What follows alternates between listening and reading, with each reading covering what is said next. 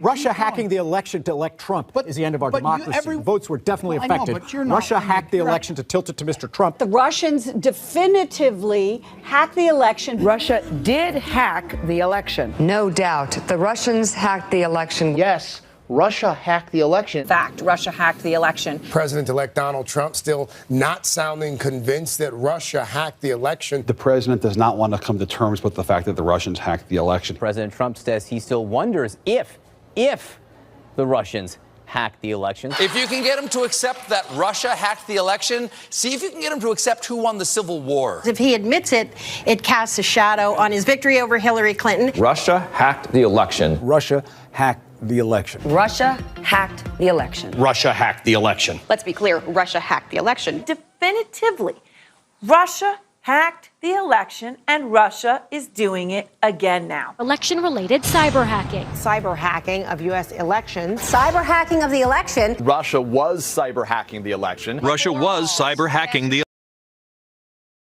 weren't. We found that out now. Hey, welcome in. Thanks so much for joining me here at Courageous Media. Really appreciate everybody rolling up. Please let us know you're here in the comments. The Obama treasonous conspiracy scandal only gets deeper now.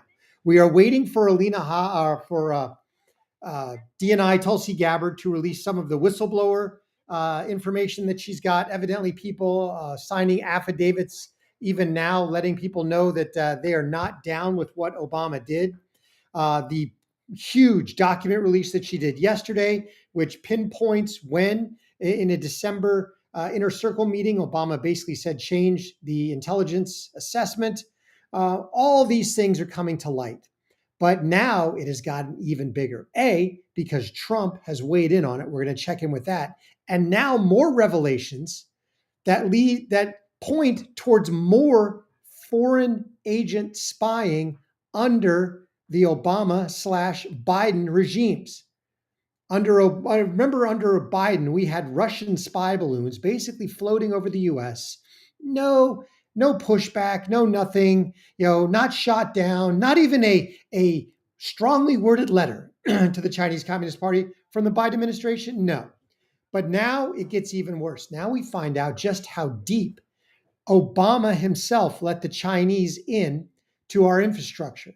Come to find out that highly sensitive security infrastructure that was loaded onto Microsoft Azure platforms was being troubleshot by Chinese nationalist Chinese Communist Party members as part of a tech support contract that was approved by, you guessed it. Well, let's dive right in. First, we're going to check in with President Trump as he had a few things to say about the document released by DNI Tulsi Gabbard. Here we go.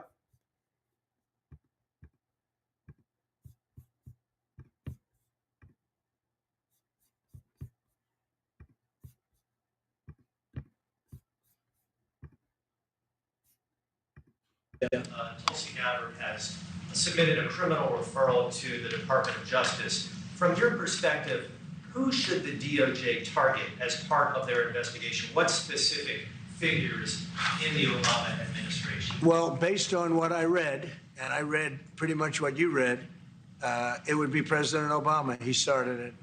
And Biden was there with him, and Comey was there, and Clapper, the whole group was there. Brennan, they were all there in a room right here. This was the room.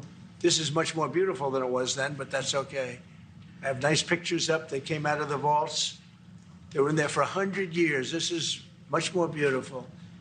We have the Declaration of Independence now in the room, which wasn't here. I guess people didn't feel too good about putting it here, but I do. But you know what? If you look at those papers, they have them stone cold, and it was President Obama. It wasn't lots of people all over the place. It was them too. But the leader of the gang was President Obama, Barack Hussein Obama. Have you heard of him? And except for the fact that he gets shielded by the press for his entire life, that's the one look, he's guilty. It's not a question. I like to say, let's give it time. It's there. He's guilty. This was treason. This was every word you can think of. They tried to steal the election. They tried to obfuscate the election. They did things that nobody's ever even imagined, even in other countries. You've seen some pretty rough countries. This man has seen some pretty rough countries, but you've never seen anything like it. Absolutely. They tried to do so much to President Trump. Beyond stealing, in 2016, remember, Trump came out of nowhere and blew Hillary Clinton away. She was supposed to win the election, and she didn't. She didn't campaign. She didn't do a lot of things, and Trump came up and absolutely wiped the floor with her. Now, as things were happening, you remember you had FBI agents saying, is this really going to happen? And you had FBI agents literally saying, no, we have a backup plan. They were in on the fix. They knew, first of all, James Comey covered up Hillary Clinton's email scandal. They basically shoved it under the rug, made it like it was no big deal, when that should have not only disqualified Hillary from running for president, it should have put her in prison. She allowed foreign actors access through her willful negligence to classified emails, thousands of them, because she, against government policy and against the law, put them on a private email server that could then be hacked by foreign agents, by foreign actors. Now, so beyond the fact that Hillary should have been in prison, Trump comes in and wins the election. After that, the backup plan is, oh, no. We have to subvert the will of the American people and destroy the Trump presidency all at the same time. Hence, the Russia collusion hoax. That was absolutely started by Obama. That was absolutely a brainchild of the deep state intelligence apparatuses in conjunction with the Hillary Clinton campaign and Fusion GPS and foreign governments like the UK. So now you've got absolute more evidence that shows that President Obama was at the forefront of this thing. And now you've got Trump weighing in on it. From there, they went to the Ukraine impeachment, which was just an outgrowth of the original Russia hoax. Then you've got the raid on Mar-a-Lago. Then you've got the Hunter Biden laptop, which was Russian disinformation, which was set up and allowed to happen. It was propagated by the same Obama people, but it was there because of the foundation laid by the Russia hoax. So Trump is absolutely right. This is treason. Now, it gets even deeper than that. Now we have more evidence. Laura Loomer has broken the fact. If you haven't been paying attention, there's been a second level scandal that Chinese Communist Party tech workers in China, not located here, in China, were given access to all of the Pentagon and the US government's cyber secrets through Microsoft Azure because they were providing tech support to the federal government and to the Pentagon. So somebody allowed Chinese Communist Party actors to provide tech support and gain access to all of our cyber secrets. Well, who was that? Check this out.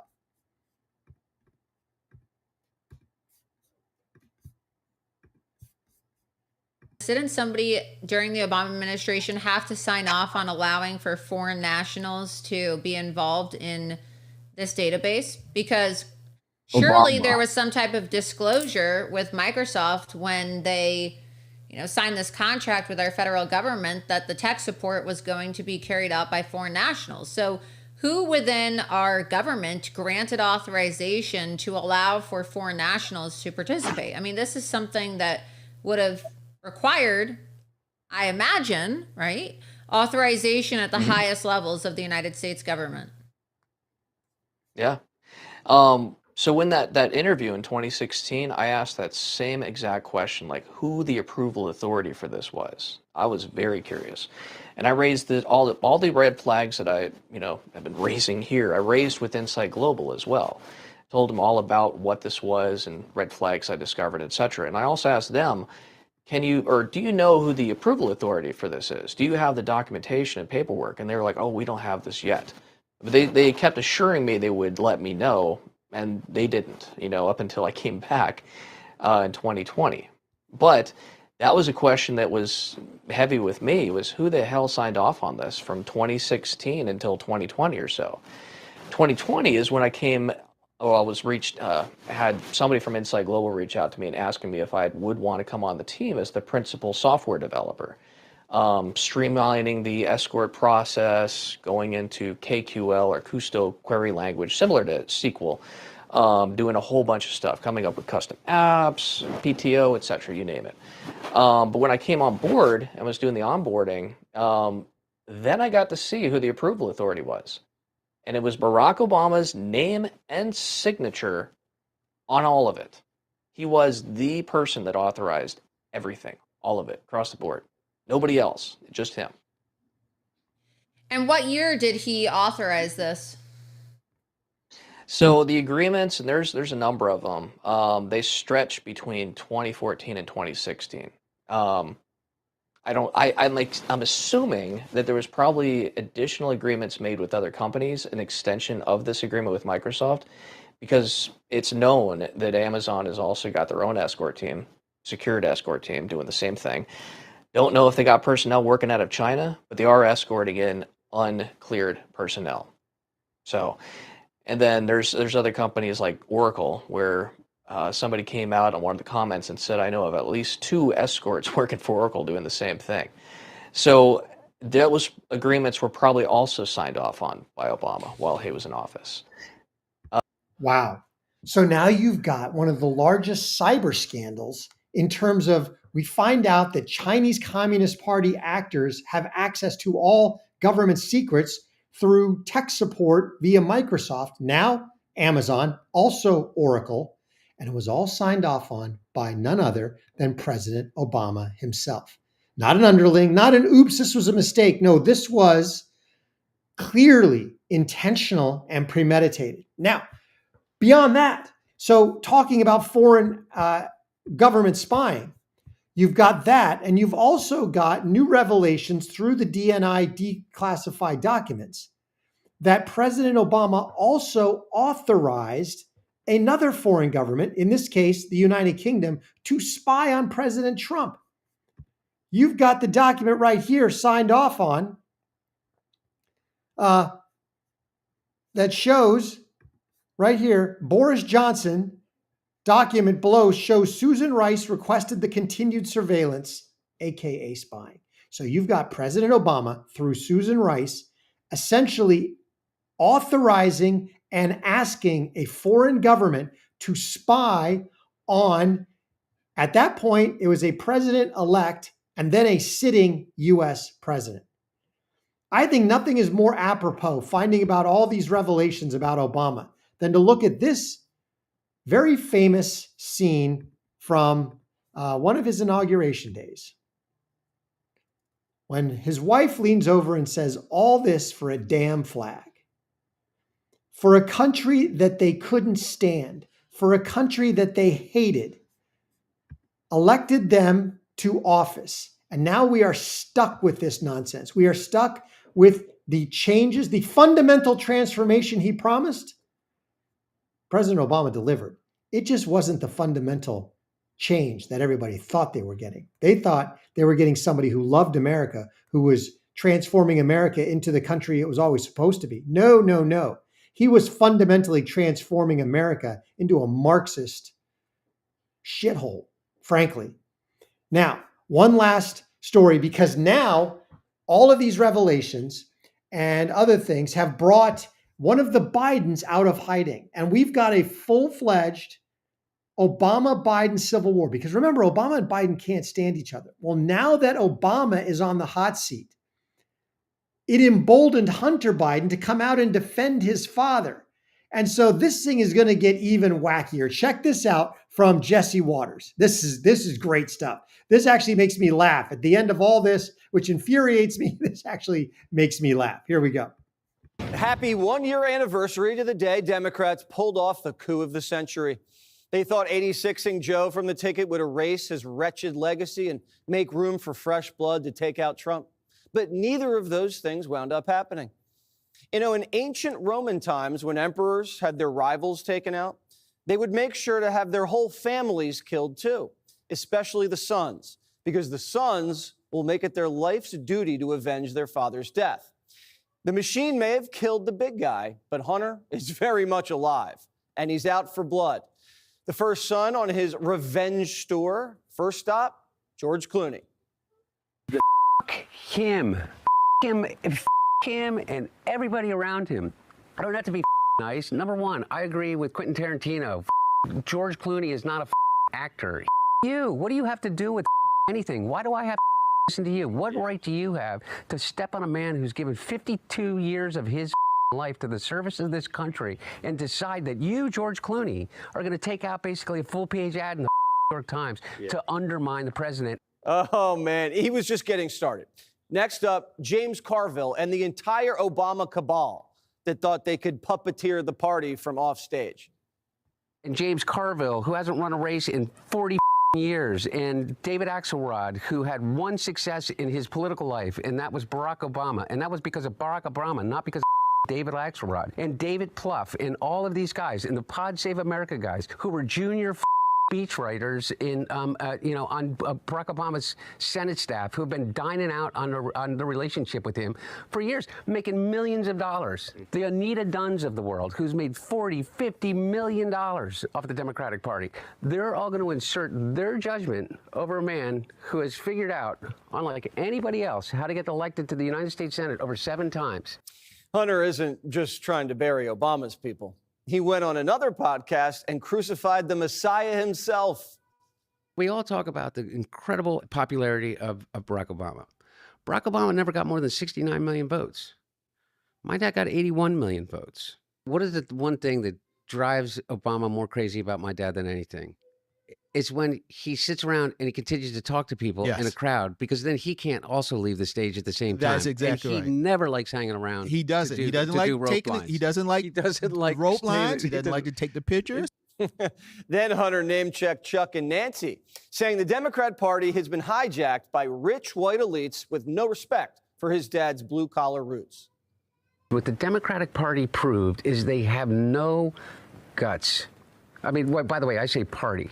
The elite white people that donate to the colleges, the people that donate to the,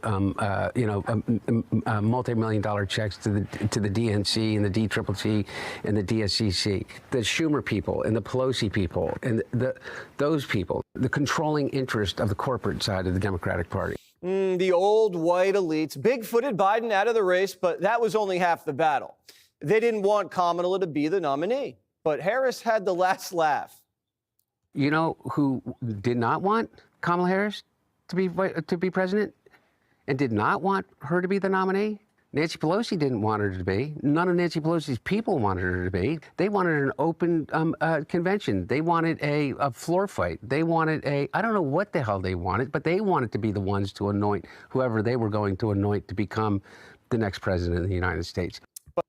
So this is just absolutely great stuff. You got Hunter Biden now out defending his father, going scorched earth on Obama and all his people. Why? Because now they sense blood in the water on the other side. They see that Obama is in real trouble. Obama is in real serious hot water, not only criminally, but most definitely politically and in the realm of public perception. Now he is being shown to be exactly what he was, an anti-American Marxist traitor. Whether he actually sees the inside of a courtroom, which I certainly hope he does, remains to be seen. Because it'll have to play out on where presidential immunity fits all into this. Although the U.S. Code does specifically say there is no immunity for treason, but we'll have to see how all this plays out. But just the fact that he might suffer real material losses in public perception and power and otherwise has emboldened Hunter Biden to basically start throwing Civil War Molotov cocktails, Democrat Civil War Molotov cocktails across the parapet. And it's absolutely awesome to see. Let me know what you think in the comments. Please like, comment, and subscribe. If you like this comment, please share Courageous Media wherever you go. And also join us as a member of the Courageous Army. Really appreciate everybody rolling up. Till I catch you next time. Remember, God is good and he is sovereign. It'll all be good in the end.